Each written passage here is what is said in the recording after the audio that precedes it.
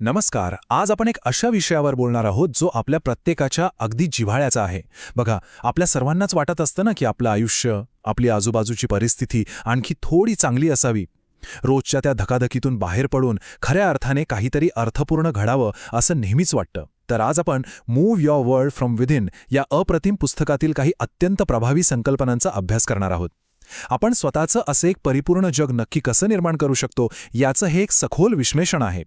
ही फक्त वरवरची चर्चा नाहीये बरं का. हा एक असा प्रवास आहे जिथे आपण आधी स्वतःच्या आत डोकावून पाहणार आहोत आणि मग त्या आधारावर आपलं भौतिक जग कसं बदलायचं हे शिकणार आहोत. थोडक्यात सांगायचं तर स्वतःच्या आयुष्याचे शिल्पकार कसे बनायचे याची ही एक भन्नाट सफर असणार आहे. तर मूळ मुद्द्याकडे येऊया. या पुस्तकाचं मुखपृष्ठ एकदा बघा. त्यावरील हा वास्तूचा आराखडा खूप काही सांगून जातो. आता हे तर आपल्याला माहितीच आहे की कोणतीही भक्कम वास्तू उभी राहायची असेल तर तिचा पाया मजबूत असावा लागतो, बरोबर? इथेही ही सुंदर वास्तू दोन मुख्य स्तंभांवर उभी असलेली दिसतेय. पहिला डावीकडचा स्तंभ आहे युअर फीलिंग्स अँड ओपिनियन्स, म्हणजेच आपल्या भावना आणि आपली मतं. आपल्या मनातला विचारप्रवाह कसा आहे हे यावरून ठरतं. आणि दुसरा उजवीकडचा स्तंभ आहे your Karma, the work done, म्हणजेच आपलं प्रत्यक्ष कर्म, आपण प्रत्यक्षात पूर्ण केलेलं काम. हे दोन स्तंभ म्हणजे आपल्या वास्तवाचा पाया आहेत. आपण रोज जे जग जगतो ना ते या दोनच गोष्टींवर भक्कमपणे उभं असतं. ही अक्षरशः एका वास्तुविशारदाची ब्ल्यूप्रिंट असल्यासारखं आहे. जोपर्यंत आपले विचार आणि आपलं प्रत्यक्ष कर्म एकाच दिशेने काम करत नाहीत तोपर्यंत आपल्या आयुष्याला तो हवा तसा सुबक आकार मिळत नाही. आता बऱ्याचदा असं होतं की आपण आपल्या सध्याच्या आयुष्याबद्दल खूप असमाधानी असतो. सतत काहीतरी नकारात्मक विचार मनात सुरू असतात. पण इथे थोडं थांबून शांतपणे विचार करण्याची गरज आहे. जर आपल्याला आपल्या आयुष्याबद्दल चांगलं वाटत नसेल तर तो नुसता नकारात्मक विचार नसतो, तर तो एक अतिशय महत्त्वाचा सिग्नल किंवा अलार्म असतो. उदाहरणार्थ, रोज सकाळी कामावर जाताना मनात प्रचंड नैराश्य किंवा भीती दाटून येत असेल तर तो फक्त कामाचा ताण नसतो. तो एक स्पष्ट इशारा असतो की आपलं सध्याचं वास्तव आपल्या खऱ्या खोलवरच्या मूल्यांशी आणि महत्त्वाकांक्षांशी जुळत नाहीये. जेव्हा आपली आतली मूल्य आणि बाहेरची परिस्थिती यांचा ताळमेळ बसत नाही तेव्हाच ही असमाधानाची भावना निर्माण होते. त्यामुळे अशा भावनांकडे दुर्लक्ष करण्याऐवजी हा बदलासाठी मिळालेला एक संकेत आहे असं आपण मानलं पाहिजे. मग आता इथून पुढे खूपच रंजक गोष्ट समोर येते. ती आपल्याला एक थेट आणि अत्यंत प्रामाणिक प्रश्न विचारते. आपण सर्वांनी अगदी शांतपणे बसून स्वतःला विचारलं पाहिजे की असं नेमकं काय आहे ज्यामुळे माझं आयुष्य खऱ्या अर्थाने अधिक चांगलं होईल. मला खरं समाधान कशातून मिळेल. आपण एका परिपूर्ण दिवसाची कल्पना करून पाहायला हवी. तो दिवस कसा असेल, आपण कुठे असू, काय करत असू, आणि यात सर्वात महत्त्वाची गोष्ट म्हणजे हे उत्तर पूर्णपणे आपलं स्वतःचं असलं पाहिजे. समाजाने ठरवून दिलेल्या साच्यात न अडकता आपल्याला स्वतःसाठी नेमकं काय हवंय याची स्पष्टता असणं खूप गरजेचं आहे. कारण प्रत्येकाच्या परिपूर्ण जगाची व्याख्या अगदी वेगळी असू शकते. कोणासाठी ते मोठं आर्थिक यश असू शकतं, तर कोणासाठी निसर्गाच्या सानिध्यातलं एखादं शांत आयुष्य असू शकतं. हे आणखी सोपं करण्यासाठी एका परिपूर्ण जगात नेमके कोणते घटक असू शकतात याचा आपण विचार करूया. आता स्क्रीनवरच्या या मुद्द्यांकडे बघा. फायनान्शियल इंडिपेंडन्स म्हणजे फक्त खूप पैसा असणं नाही, तर पैशाच्या चिंतेतून मुक्त होऊन आपल्या अटींवर जगण्याचं स्वातंत्र्य. मीनिंगफुल सक्सेस अँड वेल्थ म्हणजे असं यश जे आतून समाधान देतं. इन्फ्लुएन्स और लीडरशिप आणि रिस्पेक्ट अँड स्टेबिलिटी आपल्याला समाजात एक सुरक्षित आणि आदराचं स्थान देतात. त्यानंतर सपोर्टिव्ह कंपॅनियन्स म्हणजे अशी माणसं जी कठीण काळात खंबीरपणे पाठीशी उभी राहतात. यासोबतच फ्लरिशिंग हेल्थ म्हणजे उत्तम आरोग्य आणि अ सिक्युअर येट फ्री एन्व्हायरमेंट म्हणजेच असं वातावरण जिथे सुरक्षितताही आहे आणि स्वातंत्र्यही. हे फक्त इंग्रजी शब्द नाहीयेत बरं का. हा तो कच्चा माल आहे ज्यातून आपण आपल्या भविष्याची सुंदर वास्तू उभारू शकतो. या गोष्टींचा विचार करून आपण आपली स्वतःची एक यादी नक्कीच बनवू शकतो.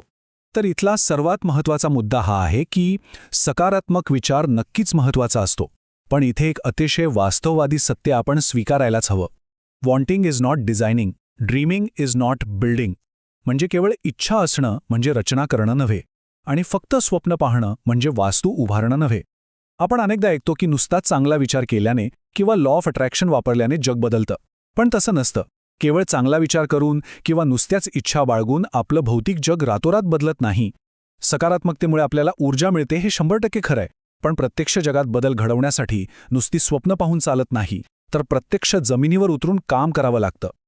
आणि म्हणूनच आपण कर्म या अत्यंत महत्त्वाच्या संकल्पनेकडे येतो. या पुस्तकानुसार कर्म म्हणजे नक्की काय? तर कर्म म्हणजे नुसता चांगला हेतू ठेवणं किंवा उद्या काम करू असं ठरवणं नव्हे. अर्ध्यावर सोडलेलं काम म्हणजेही कर्म नव्हे. कर्म म्हणजे पूर्ण झालेली कृती आणि एका विशिष्ट दिशेने केलेलं काम. आता विचार करा, एखादा घर बांधताना कागदावरच्या आराखड्याचा प्रत्यक्ष राहायला उपयोग होतो का? नाही ना. त्यासाठी विटांवर विटा रचून भिंत उभारावी लागते. तसंच आपलं हे पूर्ण झालेलं काम म्हणजेच आपल्या वास्तवाच्या इमारतीच्या विटा किंवा बिल्डिंग ब्लॉक्स असतात. जोपर्यंत एखादं काम 100% पूर्ण होत नाही, तोपर्यंत वास्तवात कोणताही बदल घडून येत नाही. त्यामुळे कृती पूर्णत्वास नेणं हे इथे सर्वात महत्त्वाचं आहे. चला तर मग आता प्रत्यक्ष कामाला लागूया. एकदा का काय हवंय हे स्पष्ट झालं की मग अंमलबजावणीची वेळ येते. इथे आपल्याला खूप स्मार्टली काम करायचंय. सर्वात आधी डिफाईन माइलस्टोन्स, आपले मुख्य टप्पे ठरवा. मग आउटलाईन प्रोजेक्ट्स, म्हणजे त्या टप्प्यांपर्यंत पोहोचण्यासाठी काय काय करावं लागेल त्याची रूपरेषा आखा. त्यानंतर सेट वीकली गोल्स, आठवड्याभराची उद्दिष्ट ठरवा. आणि शेवटी सर्वात महत्त्वाचं एक्झिक्यूट डेली टास्क्स, म्हणजे रोजची छोटी छोटी कामे पूर्ण करा. पण एक गोष्ट कायम ध्यानात ठेवा बरं का, जर आपण फक्त टू डू लिस्ट बनवली आणि त्याला वेळेची जोड दिली नाही तर ती फक्त एक हवेतली गप्पा राहते. प्रत्येक कामासाठी एक वेळ निश्चित करणं आणि त्या वेळेत ते पूर्ण करणं हेच यशाचं खरं रहस्य आहे. आता हे समोरचं वाक्य बघा, हे खरोखरच खूप ताकदवान आहे. Discipline is not operation, it is self respect in action. बऱ्याचदा आपल्याला वाटतं की शिस्त म्हणजे एखादं बंधन किंवा स्वतःवर केलेला अन्याय आहे, पण तसं अजिबात नाहीये. शिस्त म्हणजे प्रत्यक्ष कृतीतून दिसणारा स्वतःबद्दलचा आदर आहे. ते कसं? तर जेव्हा आपण एखादं काम करायचं ठरवतो आणि ते पूर्ण करतो, तेव्हा आपण स्वतःला दिलेलं वचन पाळत असतो. आपण आपल्या भविष्याशी प्रामाणिक राहत असतो. जेव्हा आपण स्वतःसाठी एक वेळापत्रक बनवतो आणि अत्यंत प्रामाणिकपणे ते पाळतो, तेव्हा आपण खऱ्या अर्थाने स्वतःचा सन्मान करत असतो. हे वेळापत्रकच आपल्याला ती ऊर्जा देतं जी आपला आराखडा सत्यात उतरवण्यासाठी अत्यंत आवश्यक असते. आणि हे अगदी अचूकपणे दर्शवतं की जेव्हा आपण सातत्याने आपली कामं पूर्ण करत जातो, तेव्हा एकाच वेळी 2 अप्रतिम गोष्टी घडत असतात. एकीकडे बाहेरच्या जगात आपल्याला हवं असलेलं वास्तव साकार होऊ लागतं. नवीन संधी चालून येतात, कामं मार्गी लागतात. पण त्याचवेळी आतल्या बाजूला आपला इंटरनल कोर म्हणजेच आपला अंतरात्मा अधिक मजबूत होत असतो. आपण घेतलेल्या निर्णयांबद्दल आपला स्वतःवरचा विश्वास वाढतो, एक भावनिक स्थिरता येते आणि आपल्या व्यक्तिमत्वाला एक अभेद्य ताकद मिळते. म्हणजे बघा, आपण फक्त बाहेरची परिस्थिती बदलत नसतो, तर स्वतःलाही आतून अधिक सक्षम आणि शांत बनवत असतो. हा दुहेरी विकास खऱ्या अर्थाने आपल्याला घडवत असतो. इथे एक गैरसमज दूर करणं खूप गरजेचं आहे. स्वतःचं जग डिझाईन करणं याचा अर्थ असा अजिबात नाहीये की जगातील प्रत्येक गोष्टीवर आपलं नियंत्रण असेल. बाजारपेठ बदलते, माणसांचे स्वभाव बदलतात, परिस्थिती बदलते, हे वास्तव आहे. सर्व काही आपल्या नियंत्रणात असणं हा केवळ एक भ्रम आहे, ज्याला आपण इल्युजन ऑफ फॅन्टसी कंट्रोल म्हणू शकतो. मग खऱ्या अर्थाने सक्षमीकरण किंवा ट्रू एम्पॉवरमेंट म्हणजे काय? तर ते आहे जाणीवपूर्वक आपली दिशा ठरवण्यात, आपल्या कृतींची 100% जबाबदारी घेण्यात, सातत्याने काम करण्यात आणि अनिश्चिततेला सामोरे जाताना हुशारीने आणि संयमाने स्वतःमध्ये बदल घडवून आणण्यात. परिस्थितीनुसार स्वतःला बदलणं आणि तरीही आपल्या ध्येयावर ठाम राहणं हेच खरं कौशल्य आहे. या संपूर्ण साहित्याचा आणि आपल्या आजच्या या विश्लेषणाचा गाभा ह्या एका वाक्यात समावलेला आहे. The outer world reflects the structure of the inner world. म्हणजेच आपलं बाहेरचं जग हे आपल्या अंतर्मनाच्या रचनेचंच एक प्रतिबिंब असतं. जर खऱ्या अर्थाने आयुष्यात परिवर्तन घडवून आणायचं असेल तर 2 गोष्टी अत्यंत आवश्यक आहेत. एक म्हणजे आपल्या आत काय चाललंय, आपल्या भावना आणि मूल्य काय आहेत याची सखोल जाण, आणि दुसरं म्हणजे बाह्य जगात काम करण्याची शिस्तबद्ध पद्धत. आतून आपल्या विचारांचं योग्य डिझाईन करा आणि प्रत्यक्ष कर्मातून ते सत्यात उतरवा. मग बघा, बाहेरचं जग कसं आपोआप बदलू लागतं आणि तुमच्या मनातील संकल्पनेनुसार आकार घेऊ लागतं. शेवटी आपण एका अत्यंत विचार करायला लावणाऱ्या प्रश्नावर थांबूया. आपण आपलं जग केवळ एका योगायोगावर किंवा अपघातावर सोडून देणार आहोत की जाणीवपूर्वक रचनेतून आणि कृतीतून त्यात बदल घडून आणणार आहोत? यावर नक्की विचार करा. असे सखोल विचार समजून घेण्याची सवय आपण नक्कीच जोपासली पाहिजे.